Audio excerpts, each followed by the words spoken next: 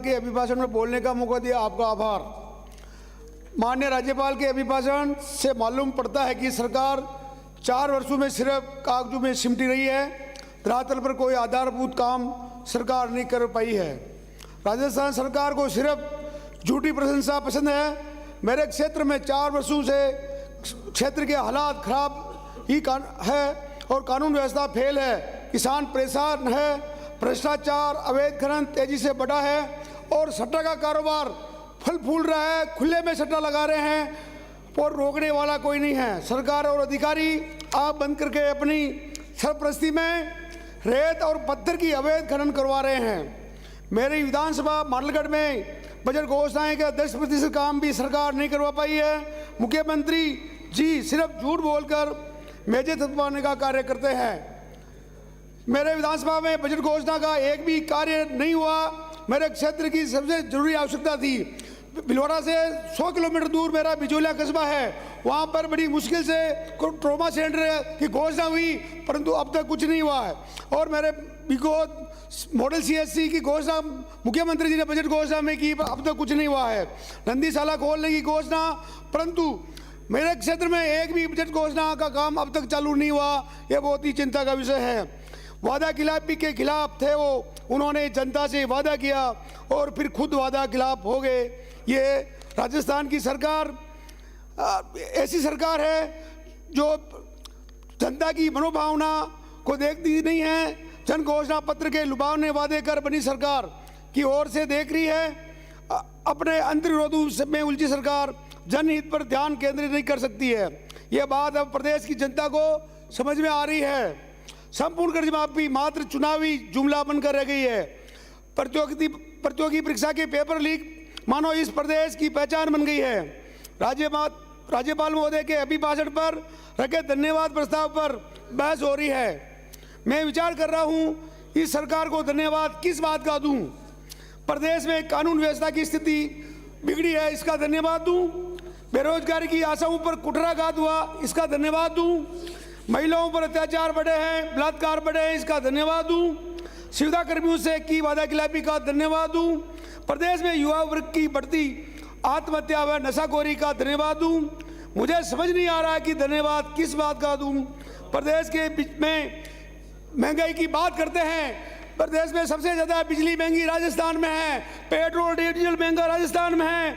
और मेरे क्षेत्र में अभी किसानों की हितैषी सरकार कह जाने वाली सरकार को मैं कहना चाहता हूं कि 28 और 29 जनवरी को ओलावृष्टि व बारिश व पाले से मेरे क्षेत्र की फसलें खराब हो चुकी है और जिसमें सरसों, चना, गेहूं, जो फलदार पौधे, सब्जियां सब बर्बाद हो गई है। किसान रात की आज सरकार पे और देख रहा है। जब प्रदेश की आम जनता, महिला वर्ग, युवा, बेरोजगार, किसान व कर्मचारी सभी अपेक्षित हो रहे हैं, तो फिर धन्यवाद प्रस्ताव किस बात का। विचार करने पर स्पष्ट होता है कि राज्य सरकार की आत्म प्रशंसा के अभिभाषण का धन्यवाद प्रस्ताव है। जो सरकार अपनी बजट घोषणाओं की क्रियान्विति न कर सके और नित्य नई घोषणाएं करती जाए, उस सरकार द्वारा पारित अभिभाषण को धन्यवाद कैसे दिया जाए, ये विचारणीय बिंदु है। अब सरकार की घोषणाओं को देखकर व पढ़कर मन में एक शायर की पंक्तियां याद आती है। नाराज नहीं हूं तेरे फरेब से, गम यह है कि तेरा यकीन अंत कैसे करूं। जनता अब इस वादा खिलाफी को समझ चुकी है। जनता समय आने पर जवाब जरूर देगी। प्रदेश में पैरा टीचर्स, सुविधाकर्मी, आयुष के कर्मचारी, रोडवेज कर्मचारी, CHI के कर्मचारी वादे पूरे के लिए बजट आस कर रहे हैं।